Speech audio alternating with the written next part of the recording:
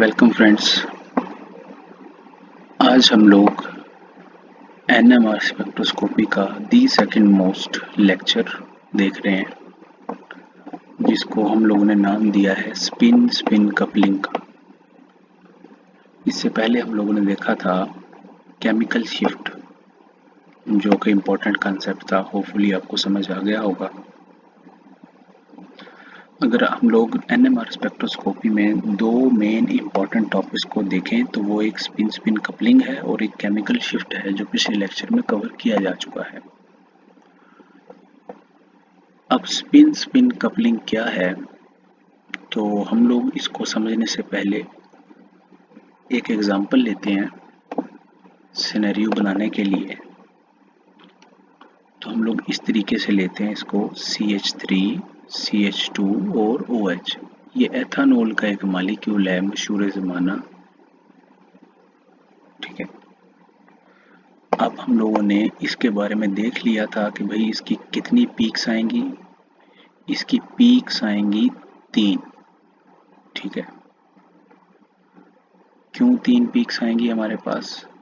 वो इसलिए कि हमारे पास इसके अंदर 3 टाइप्स ऑफ इक्विवेलेंट प्रोटॉन्स हैं। कैसे? कि भाई एक तो ये हैं कि CH3 वाले हैं, दूसरे क्या हैं जो सेंटर में है CH2 वाले हैं, और तीसरा कौन सा है बेचारा, जो OH वाला है। ठीक है। इक्विवेलेंट प्रोटॉन से क्या मुराद होता है कि अगर हम लोग रिएक्शन करवाएं प्रोटॉन्स का और सेम प्रोडक्ट आए, ऐसे प्रोटॉन जो रिप्लेस हो कि सेम प्रोडक्ट आए, तो अल्टीमेटली हमारे पास वो इक्विवेलेंट प्रोटॉन्स कहलाते हैं। अब 3 इक्विवेलेंट प्रोटॉन्स हैं तो हमारे पास 3 पीक्स आएंगी। ये इस तरीके से एक तरफ हमारे पास नंबर ऑफ प्रोटॉन्स होते हैं और एक तरफ शिफ्टिंग वैल्यूज हो जाती हैं हमारे पास। ये नंबर ऑफ प्रोटॉन्स हैं। ठीक है। तो हम लोगों ने 3 पीक्स इसके अंदर आएंगी। अगर 3 पीक्स की बात करें तो सबसे पहले यहाँ पे किसकी आएगी एक पीक? यहाँ पे तो TMS की आएगी, TMS। ठीक है। उसकी वैल्यू 0 होती है हमारे पास। क्यों? क्योंकि वो हाईली शील्डेड होता है। उसके बाद इन 3 प्रोटॉन्स की कहाँ कहाँ पे आएंगी? अब इन तीनों में से सबसे ज़्यादा शील्डेड कौन सा है? सबसे ज़्यादा शील्डेड ये 3 वाले हैं, ये CH3 वाले हैं, तो उनकी एक पीक आएगी। मान लिया यहाँ पे आ गई है, ये देखें। ठीक है। एक पीक ये आ गई। उसके बाद इधर को जाते जाएंगे तो डी शील्डिंग होती जाती है। तो उसके बाद किसकी आएंगी? ये 2 प्रोटॉन्स आएंगे, तो ये हमारे पास ये पीक आ गई, मान लिया एक। और उसके बाद बेचारा एक रह गया, तो वो उसकी यहाँ पे आ जाएगी। ठीक है। ये अभी पोजीशन के लिहाज से बात कर रहा हूँ। डेल्टा वैल्यू इधर को बढ़ रही है। ये वाला रीजन कौन सा है हमारे पास? ये है डी शील्डिंग वाला रीजन है, और ये वाला ये वाला तो शील्डिंग वाला है। ठीक है। ये शील्डिंग वाला है। याद रखने का तरीका क्या है कि TMS हाईली शील्डेड, तो ये शील्डिंग वाला है, और ये वाला डी शील्डिंग वाला है। मतलब यहाँ पे वो प्रोटॉन होंगे जिनको बचाने वाला कोई नहीं है इलेक्ट्रॉन के इर्द गिर्द। और याद रहे, ये मैंने जो हाइट ड्रा की है प्रोटॉन्स की, ये भी एक ख़ास वजह से ड्रा की है। क्यों? क्योंकि हमारे पास नंबर ऑफ प्रोटॉन्स जो होते हैं पीक की हाइट से। तो ये CH3 वालों की है, ये CH2 सेंटर वालों की है, ये बेचारे एक OH की वजह से जो है OH के साथ हाइड्रोजन जुड़ा हुआ उसकी है। यहाँ तक क्लियर है आपको? लेकिन हम लोग जब NMR इंस्ट्रूमेंट से इसका स्पेक्ट्रा लेते हैं, पीक्स तो 3 ही आती हैं, लेकिन वो 3 पीक्स एक ख़ास पैटर्न की होती हैं। और वो किस तरीके की होती हैं? Let me draw here. एक सीधी लाइन ड्रा करते हैं। ये हमारे पास ऐसे ही है। ये इधर नंबर ऑफ प्रोटॉन्स, और यहाँ पे डेल्टा वैल्यू, ठीक है। TMS तो ऐसे ही रहता है, लेकिन ये जो CH3 वाली पीक है, ये हम लोग देखते हैं जब, तो हमारे पास कुछ इस तरीके से आता है कि ये ऐसी पीक आती है, ये ऐसे, ये चीज। CH2 वाले जो हैं, ये हमारे पास कुछ इस तरीके से आता है, ये 2 है तो 4 वाला आएगा, ये ऐसे।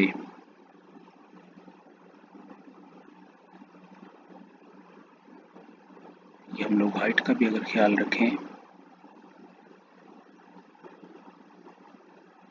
ये कुछ इस तरीके से पीक आएगी और एक वाले की सिंगल पीक आ जाएगी, ठीक है। बज़ाहिरन तो 3 ही पीक हैं, लेकिन ये मज़ीद, ये जो इनके मुंह बने हैं, या ऐसे बोलें कि ये मज़ीद स्प्लिट हुई हैं, ये किस वजह से हुई हैं, तो हम लोग इनको एक्सप्लेन करते हैं एक कंसेप्ट से, जिसको हम लोगों ने नाम दिया है स्पिन स्पिन कपलिंग का, ठीक है। अब हम लोग इसको एक्सप्लेन करने की कोशिश करते हैं। Spin spin coupling also called as J coupling, ठीक है। स्पिन स्पिन को जे कपलिंग भी बोला जाता है। Is the interaction between the magnetic field of neighbouring non equivalent nuclei. अब आप इस चीज को देखें कि इसके नेबर कौन है। अगर हम लोग इसका स्ट्रक्चर भी ड्रा कर लें इस तरीके से, hydrogen, carbon, hydrogen, hydrogen, hydrogen, hydrogen, hydrogen और OH is interaction between the magnetic field of neighboring non-equivalent। कहने से मुराद ये तीनों एक जैसे प्रोटॉन्स हैं और ये दोनों एक जैसे प्रोटॉन हैं और ये बेचारा अकेला एक जैसा है। इसको हम लोग ऐसे करते हैं कि दूर ड्रा कर लेते हैं, बॉन्ड शो कर लेते हैं, ये ऐसे, ये एक तरह के, ये दूसरी तरह के, ये तीसरी तरह के। इनकी जो स्पिन होगी इन तीनों प्रोटॉन की, ये कपल कर जाती है या इंटरफेयर कर जाती है इन दो के साथ। कहने से मुराद इसकी अपना स्पिन मोमेंट होगा, न्यूक्लियाई इसका अपना होगा, इसका अपना होगा। क्योंकि इनके नेबर में भी इलेक्ट्रॉन डेंसिटी मौजूद है, तो अल्टीमेटली इसके साथ वो क्या कर जाएगी, इंटरेक्ट कर जाएगी। इंटरेक्ट कैसे कर सकता है, अगर ये इनका net spin moment, nuclei spin moment ऊपर को हुआ, तो ये इसका ऊपर को भी हो सकता है, इनका भी ऊपर को हो, तो वो इकट्ठी हो जाएगी।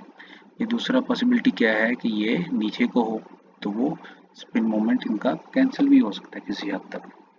मतलब आप मोटे मोटे अल्फाजों में ऐसे समझ सकते हैं कि इन तीनों प्रोटॉन को ये थोड़ा सा इंटरेक्ट करेंगे। अगर इन दोनों को देखा जाए तो ये इनकी जो स्पिन मोमेंट होगा उसके साथ ये कपलिंग करेंगे। कपलिंग से मुराद इंटरफेयर करना, अफेक्ट करना, ठीक है। और ये हाइड्रोजन के साथ कोई भी कपलिंग नहीं कर पाएगा। क्यों? क्योंकि ये तो काफी दूर है। नेबरिंग से मुराद होता है एक एटम छोड़ के दूसरा, तो ये कार्बन का नेबर ये कार्बन है, इसके ऊपर 2 प्रोटॉन है, इसके ऊपर 3 है। तो अब हम लोग इसको अच्छे से पढ़ते हैं। Fields of neighboring non-equivalent nuclei. This interaction causes a single NMR signal to split into multiple peaks called as multiplet। तो पहले तो आनी तो 3 चाहिए थी, जो 3 ही आई हैं, लेकिन ये 3 वाली जो है, ये एक वाली जो है, ये 3 वाले में क्यों कैसे चेंज होगी, ये सेकंड वाली है, ये 4 मुंह वाली कैसे बन गई, ये एक वाली क्यों रही, इसकी रीज़न हम लोग फाइंड करने की कोशिश करते हैं, जो किसी हद तक मैंने बताई है कि आपस में स्पिन इंटरेक्ट कर जाती हैं इनकी। Spin-spin coupling provides information about the number of adjacent hydrogen atom के नेबर वाले के पास कितने हाइड्रोजन एटम है, and helps determine the molecular structure, जिससे हम लोग molecular structure फाइंड कर सकते हैं।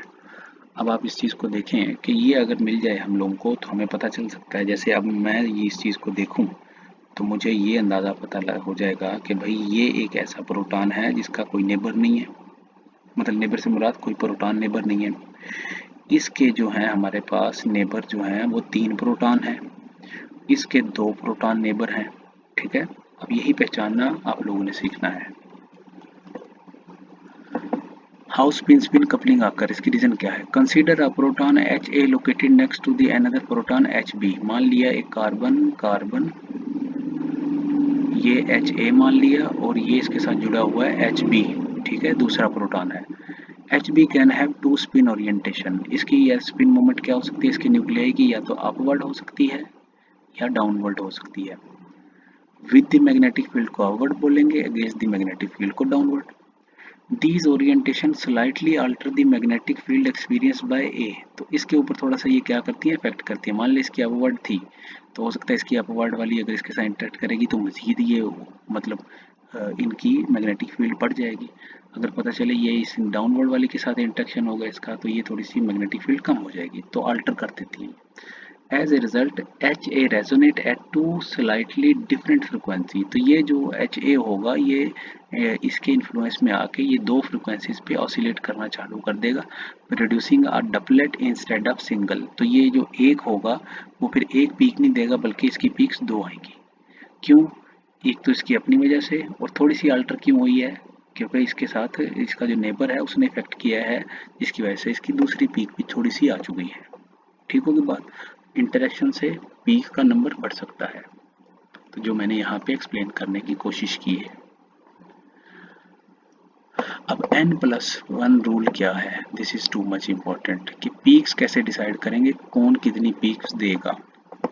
A proton having n equivalent number of protons split into n+1 मतलब अपने से एक ज्यादा सिग्नल देगा।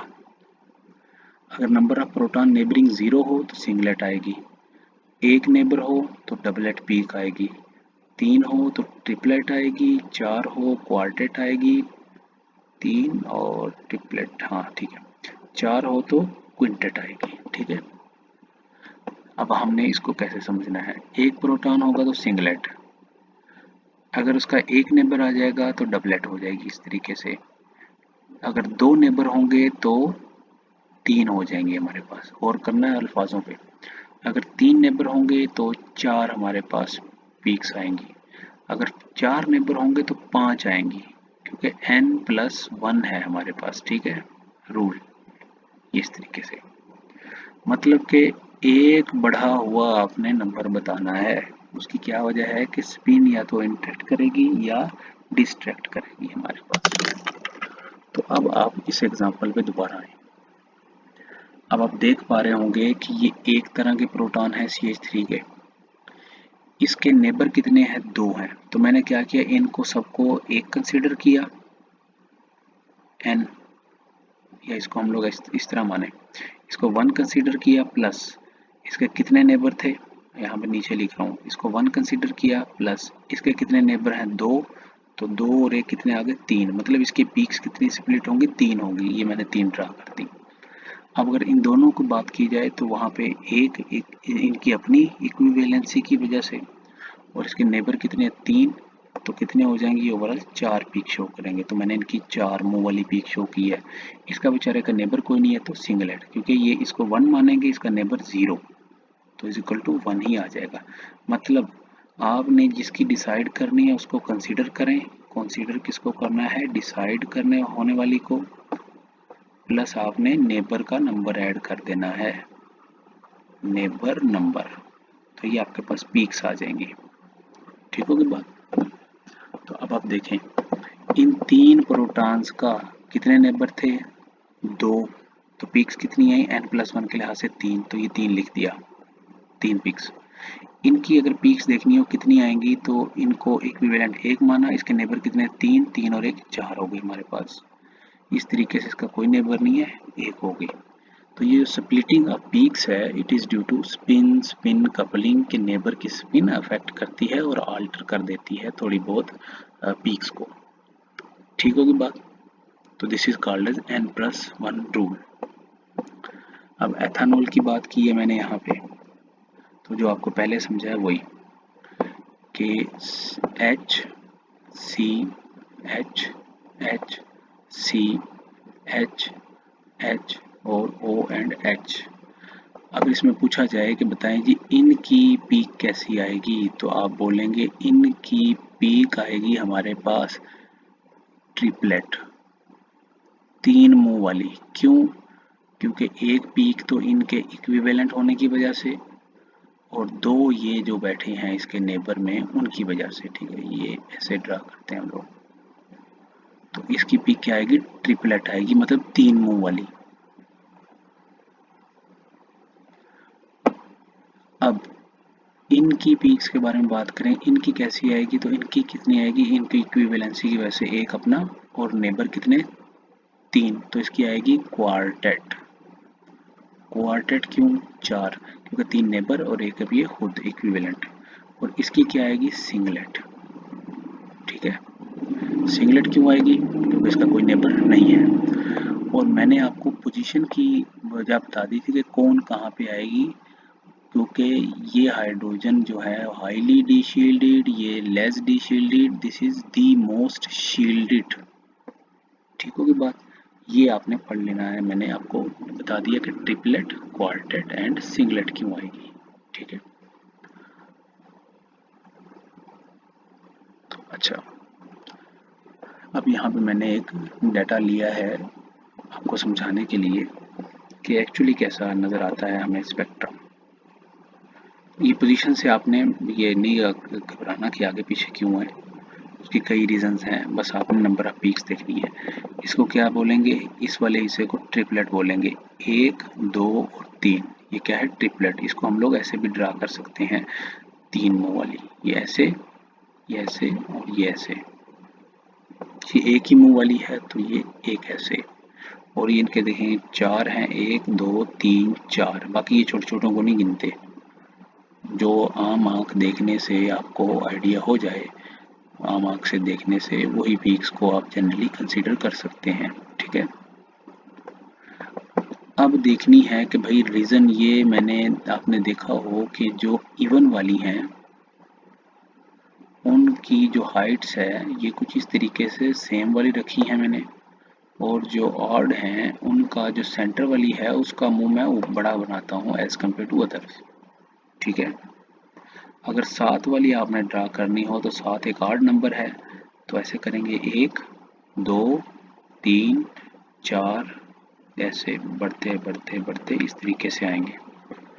अगर हम लोगों ने दो वाली ड्रा करनी हो तो वो तो इवन है, सेम कर लेंगे। चार वाला करना हो ये इस तरीके से। ठीक है, छः वाला करना हो तो किस तरह? एक, दो, तीन, चार, पाँच और ये छः। तो आप देख पा रहे हैं आठ वालियों का एक मुंह ऊपर जाता है और जो इवन वाली हैं उनके दो बराबर रखने पड़ते हैं। इसकी क्या वजह है वो हम लोग देखने वाले हैं। इसको एक्सप्लेन किया है पास्कल ट्राइंगल से। ठीक है, इंटेंसिटी रेशियो ट्राइंगल भी इनको बोला जाता है। पास्कल ट्राइंगल में क्या किया जाता है, हम लोग इस तरीके से उनको ड्रा करने की कोशिश करते हैं कि अगर मल्टीप्लेट सिस्टम एक तरफ रखा जाए, इंटेंसिटी रेशियो एक तरफ रखा जाए, डुप्लेट होगी, दोनों की इंटेंसिटी सेम होगी। डुप्लेट से मुराद ऐसे और ये ऐसे। ठीक है, ट्रिपलेट होगा तो आप देखें एक और एक को जमा किया जाए दो बन जाता है, और ये साइडों में एक दोबारा उतार लिया। तो कहने से मुराद अब इसकी ट्रिपलेट को कैसे ड्रा किया जाएगी? साइडों वालों की सेम रखेंगे हम लोग, साइड वालों को एक मिनट, एक साइड वालों को सेम रखेंगे, दरमियान वाली को बड़ी करेंगे जो कि इक्विवेलेंट एरिया रखते होगी साइडों वाली से। मतलब एक, दरमियान वाली बड़ी, फिर ये साइडों वाली छोटी, ये एक नंबर, ये एक नंबर, दरमियान वाली दो नंबर। क्वार्टेट के बारे में क्या होगा? इनको जब ऐड करेंगे तीन, इनको जब ऐड करेंगे तीन, एक एक ऐसे ही उतार लिया। मतलब कहने से क्वार्टेट वाली कैसे होंगी? ये एक, फिर तीन वाली ऐसे बड़ी, ये तीन तीन वाली बराबर, फिर एक वाली ये। तो एक, एक, तीन और तीन, मतलब एक एक को तीन बार जमा करें तो इनका एरिया बनना चाहिए लगभग ऐसा। क्विंटेट होगी तो चार, छः, चार, एक एक ऐसे उतार लिया। तो क्विंटेट कैसे ड्रा करेंगे? सेंटर वाली एक पीक सबसे बड़ी होगी, उसके बगल वाली थोड़ी सी छोटी और उससे बगल वाली बिल्कुल छोटी, तो ऐसे ड्रा करेंगे। एक, ये चार वाली एक का चार गुना, और उसके बाद एक का छः गुना काफ़ी बड़ी। तो आप ऐसे देखें ये, तो हर एक चीज़ की कोई ना कोई रीज़न है यहाँ पे ड्रा करने की। तो मैंने मोटा मोटा आपको बता दिया कि भाई इवन ऑड वाला क्या चक्कर है कि आपने ये ऑड वाले को एक सेंटर में रखनी है और डिक्रीज इंक्रीज करते आना है बराबर के साथ, और जो इवन वाली हैं उनका बराबर रहता है दरमियान वाली का, ये चीज़। स्पिन स्पिन कपलिंग की इंपॉर्टेंस क्या है? Determines the number of neighbouring proton, साथ वाले नेबर्स का पता चल जाता है किसके पास कितने हाइड्रोजन हैं, जिसकी वजह से हम लोग आइडेंटिफाई मॉलिक्यूल स्ट्रक्चर, मॉलिक्यूल का स्ट्रक्चर आइडेंटिफाई कर सकते हैं। It distinction between different proton environment से एनवायरनमेंट का प्रोटॉन का एनवायरनमेंट पता चल जाता है। Provides connectivity information with in molecule, molecule के अंदर कनेक्टिविटी का पता चल जाता है कौन किसका नेबर है या नहीं। अगर सबलेटिंग नहीं हो रही इसका मतलब है कि दूर दूर प्रोटॉन्स हैं, और अगर सबलेटिंग जो है हो रही है इसका मतलब प्रोटॉन पास पास में है, वो नेबर में लगे हुए कहीं पे। तो HNMR का सोली फ़ायदा हमारे पास क्या है कि ये हमें प्रोटॉन की इंफॉर्मेशन देता है, क्योंकि प्रोटॉन ऑर्गेनिक कंपाउंड का लाजमी पार्ट है, जुज़्व हैं, तो इससे हमें स्ट्रक्चर आइडेंटिफिकेशन के अंदर काफ़ी ज़्यादा मदद मिलती है। So this is about spin coupling. ये लाजमी क्वेश्चन पूछा जाता है या तो केमिकल शिफ्ट के बारे में या स्पिन कपलिंग के बारे में, किसी भी तरीके से पूछा जा सकता है। स्पिन कपलिंग है क्या, ये कैसे होती है, ये क्यों होती है, स्पिन कपलिंग किन में होती है, तो आपने बोलना नेबर्स में सिर्फ होगी, दूर वालों में नहीं होती, जिसकी वजह से ये पास्कल ट्राइंगल के बेसिस पे हम लोग उसको देखते हैं। सिग्नल के लिए n+1 रूल क्या है, तो ये सारी चीज़ें मैंने समझा दी हैं आपको। एथानॉल की एग्जांपल मैंने डिटेल में समझाई है, ये एक टिपिकल एग्जांपल है, तो आपने इसको ध्यान में रखना है। अब आपके लिए घरेलू काम क्या हो सकता है कि आप इसके लिए खुद से बताएंगे कितनी पीक्स आएंगी, और CH3, CH2 और Cl इथाइल क्लोराइड के लिए बताएंगे कितनी पीक्स आएंगी। तो ये आपने काम करना है। तो होपफुली ये आपको समझ में आ गया होगा। इसके बाद हम लोग चालू करेंगे कपलिंग कांस्टेंट, और उसके बाद एप्लीकेशन, और ये लगभग चैप्टर ख़त्म हो जाएगा।